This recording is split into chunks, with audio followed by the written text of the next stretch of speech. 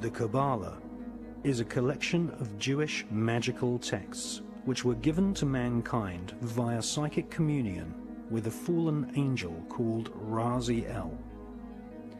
Raziel is one of a pantheon of so-called fallen angels who serve the light-bringer Lucifer. The Kabbalah describes the many angels and demons who inhabit the spiritual realm.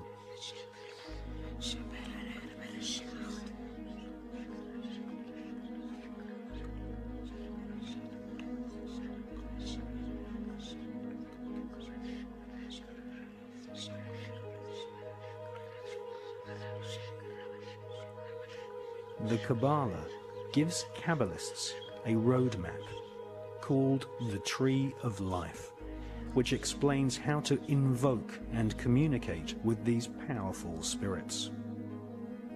The magical information in the Kabbalah originates from Babylon and ancient Egypt at the time of the pharaohs, but did not reach Europe in printed form until the 11th and 12th centuries.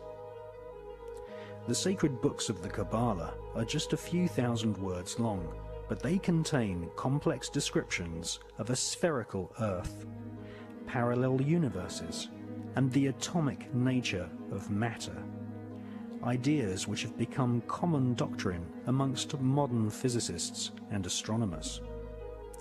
How could such complex information be contained in a group of ancient texts barely larger than an average magazine? The answer is that the Kabbalah is written in code.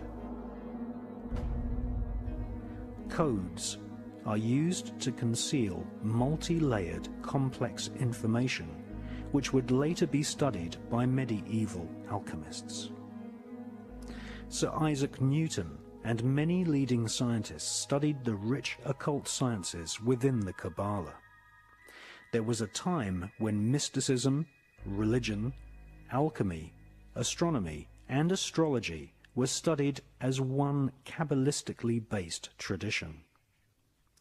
Jewish physicist Albert Einstein conveyed pages and pages of complex calculations in a simple 5-symbol code: E equals mc squared. Modern-day quantum physics, chaos theory, and the notion of parallel universes can all be traced back to the original texts of the ancient Kabbalah. The higher secrets of the Kabbalah included instructions on how to kill a person with just one look. This is called the evil eye. The magical name for the evil eye is En-ha-Ra. In a wax cylinder recording made in 1921, we can hear British black magician and part-time espionage agent Aleister Crowley invoking the fallen demon angel Raziel and En-Ra-Ha, the evil eye.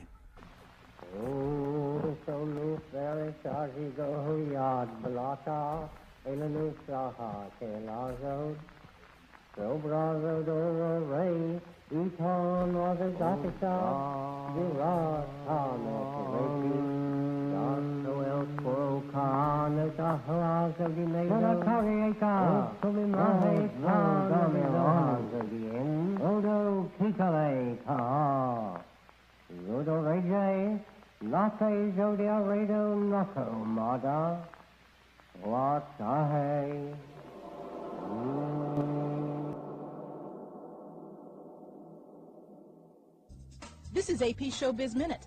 Madonna showed off her festive best during a Kabbalah conference in Tel Aviv. The 49-year-old performer was captured on a cell phone camera singing Jewish songs and clapping wildly. The pop star is on a private visit to the Holy Land to attend the conference and celebrate the Jewish New Year. Madonna was raised a Roman Catholic and has become a follower of Jewish mysticism in recent years. She's taken the Hebrew name Esther and has been seen wearing a red thread on her wrist to ward off the evil eye. A girlfriend of mine was going all the time and to these classes. They're classes. It's the Kabbalah Learning Center. And basically the Kabbalah is the mystical interpretation of the New Testament. And she kept telling me about this really charismatic rabbi named Eitan who told these great stories, and she kept going on and on about it, and you know, and I said, listen, Susan, I'm not even Jewish. Why are you telling me these things? You know, and she's like, you don't have to be Jewish. Just come and take a, you know, study, and if you like it, well, you like it. If you don't, leave. So I did. I mean, he said once that he's from a land where wizards actually exist, and I thought, you know. But they do. Oh. There are wizards in this room right now. Okay? As don't we now. But I guess you're right. No, I mean, he's talking about the world you can't see. Oh. And that's definitely true. Okay. Well, Everything you see in the world around you is only 1% of what actually exists. But we don't have to get into that conversation right now. We don't want to frighten the audience. Let's put that off. Yeah. Those of you who have never heard what some call the deep things of Satan. I know your works, but I have this against you. That you have abandoned the love you had.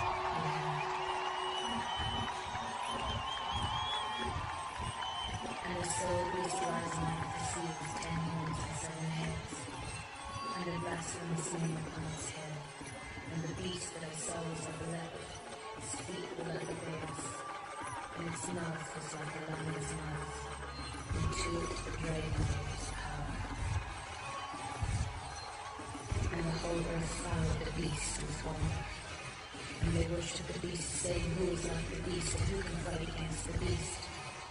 It opened its mouth to utter blasphemous words against God. I was living the American dream. I thought, in control. I was on top of the world. I had everything. For the first time in my life, I had money. I had a family. I had everything right. I had millions of dollars, big, huge houses, buildings, and you name it, I had it. I have this great corporate American job. I mean, this is what everybody dreams about. But then the question arose to me, is this it? How about the path to a place where you can live a quieter, calmer life, knowing that you're finally true to yourself? In this program, we'll share the knowledge of how to get from here to there. In a word, Kabbalah. Kabbalah was handed down orally until it was finally written in a text known as the Zohar. In its simplest form, the Zohar is a commentary on the Torah, the Old Testament's 5 books of Moses, but it reveals much more than that. My question is, who is Roman? Roman is a crazy boy who lives in me, and he says the things that I don't want to say. He was born, you know, just a few months ago. I think he was born out of rage. He was conceived in rage, so he bashes everyone. He threatens to beat people, and he's violent. That must be nice to have, like, an ignorant loudmouth who you can just sort of blame He wants to be blamed. I don't want to blame him. I ask him to leave, but he can't. He's here for a reason. People have brought him out. People conjured him up. Now he won't leave.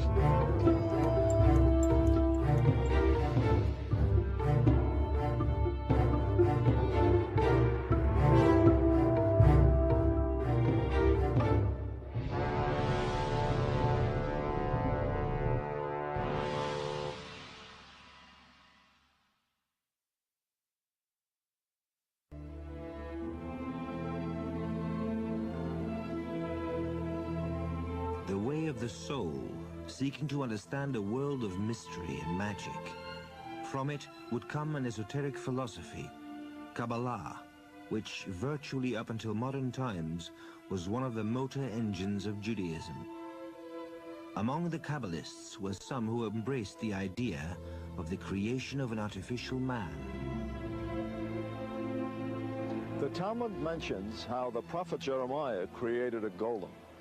It also tells us that the great sage Rava created a golem. But truly righteous as Rava was, he could not create a golem that could speak. For to have created such a being would have made Rava the equal of God. No golem from later legend would have the power of speech. Scattered far from their Jerusalem, Jewish scholars would discuss the story of Rava and his golem for centuries. Could one become so pure and righteous as to create?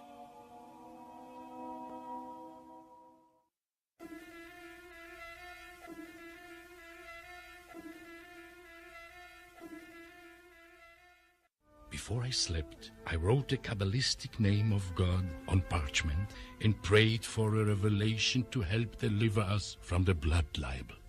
But now we must prepare ourselves. Soon we will have created a living being from clay.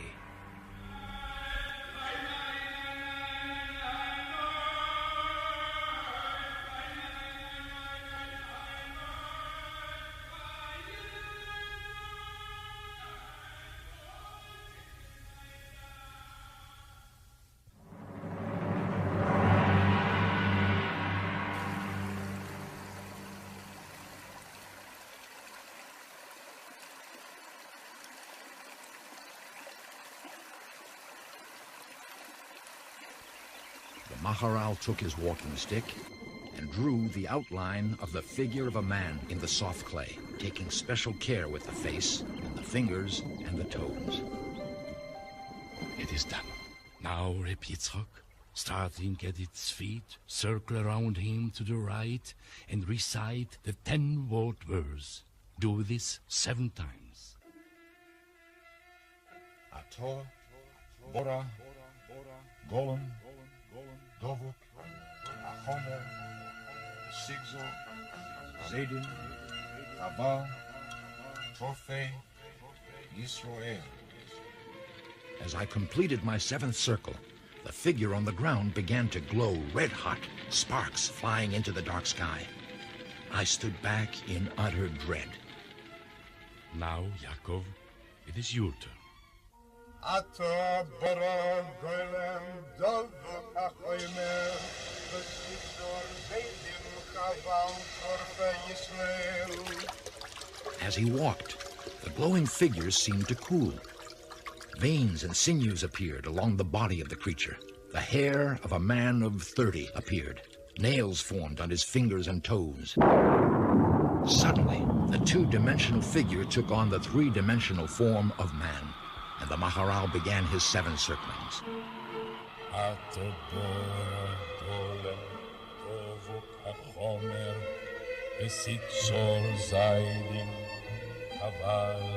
Torfe Yisroel. Vayipach be'apach nishmas chaim, and he breathed into his nostrils the breath of life. His eyes are open. Vayhi ha'adam lenefesh chaya, and the man became a living being. He's breathing. He's alive! Rise, Yosef. Stand up on your feet. God commanded us to create you from the dust of the earth in order to guard the Jews from the evils that they suffer from those who hate them. Reb Yaakov, dress him in the clothes you brought. If I command you to walk through fire, you will obey, and you will not be burned. If I command you to leap off a tower, you will obey, and you will not be harmed. No waters can drown you. No sword can slay you. You are invincible. That night, 3 men had walked into the forest. By daybreak, 4 men walked along the riverbank back to the city of Prague.